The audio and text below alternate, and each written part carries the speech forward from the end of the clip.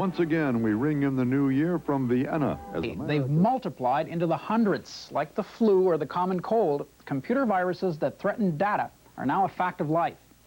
But in a world of exotically named viruses like Horseboot, Michaelangelo, and Exterminator, new businesses have popped up to fight them with such products as Cleanup, vScan, Virex, and Data Physician. Colin King reports. Meet the guys from Dolfin, computer consultants onto a growing game, virus busting. Mike Cameron brought his virus expertise and contacts into the fold just 6 months ago. Now, 40% of Dolphin sales are virus-related. This is a list of known computer viruses, a family tree of rogue computer programs written underground simply and maliciously to destroy your data by surprise. Here's the virus they call Cascade. Imagine this sabotaging your marketing report, your letter, your accounts. Here's Fu Manchu, where the real vandalism is unseen. If you're lucky, you get to see something. In this particular one, it gives you a bit of a message. It goes by quickly, but if you watch, you'll just see it whip by. And this one says, "The world will hear from me again." Gone, and you will go, "What was that?"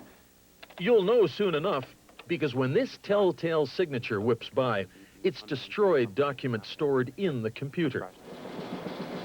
Lynn Greiner had the kind of virus problem business is seeing more of these days.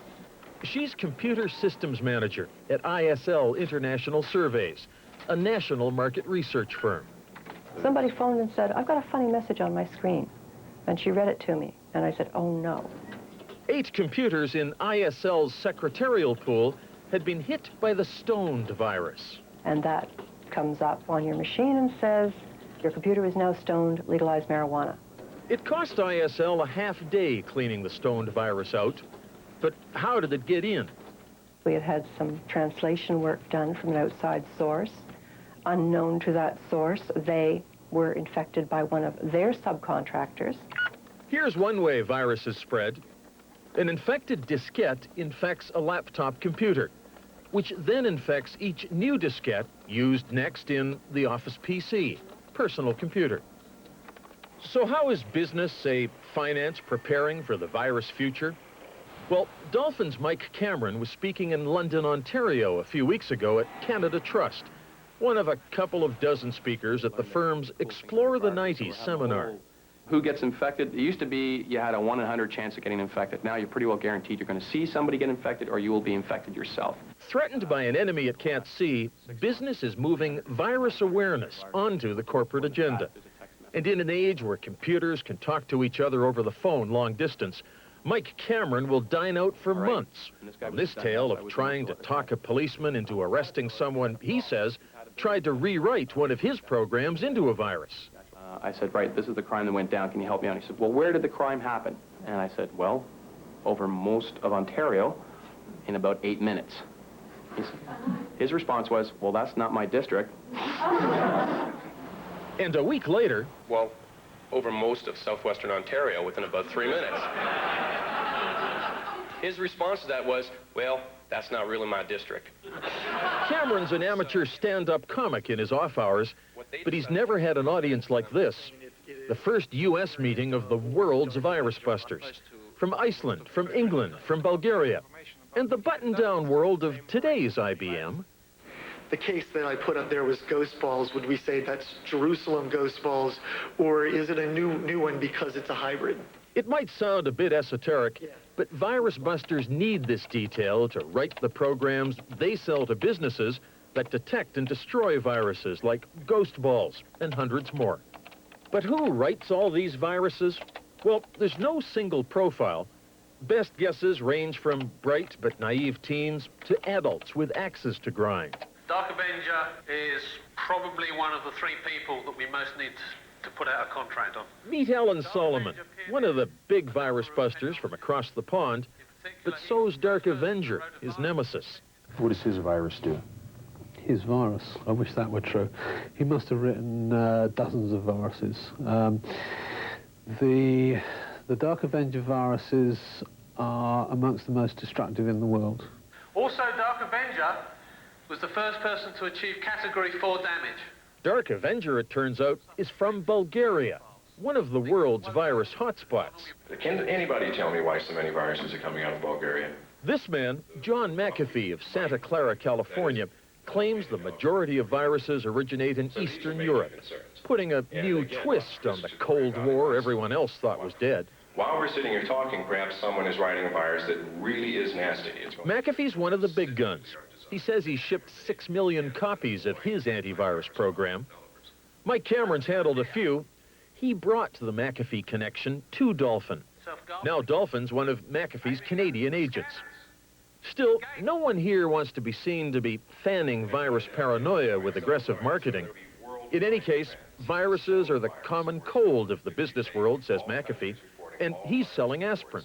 There's the common cold, and then there's the flu, and then some viruses, there's AIDS. But that's not the norm. The norm is a company gets a virus, it spreads to 15 computers. Those computers are down for a day and a half. It costs them $25,000, and life goes on. But life here is still a wide-open game, and newcomers who jump in for a fast profit hit unprepared are in for a fast jolt, says Alan Solomon. From the outside, you know, it looks really great. All you have to do is write a little program, scare people a bit, and then they'll buy it. It's not that simple. Well, now, this is not a fashionable thing to say in America. You always assume that everything is going to be wonderful. In this game, you'd be crazy if you do that.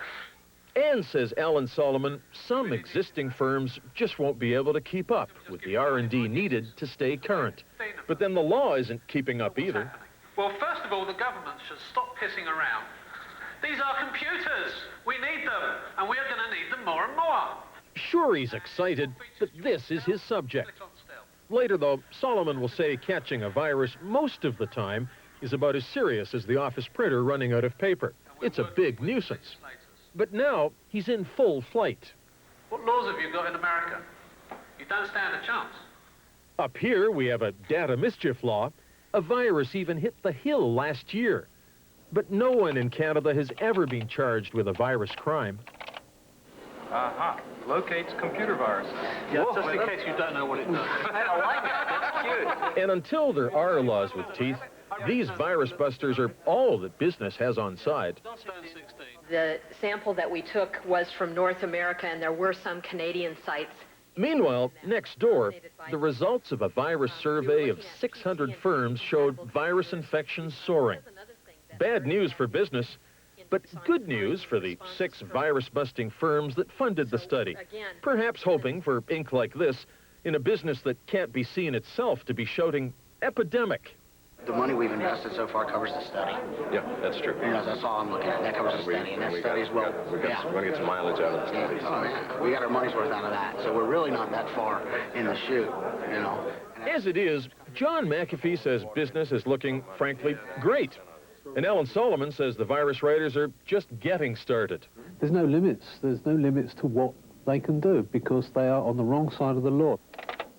Dolphin's Mike Cameron shares Solomon's distaste, but he's watching his hours billed grow as more and more of the virus writer's underground handiwork comes around. What else we got? For Venture, I'm Colin King.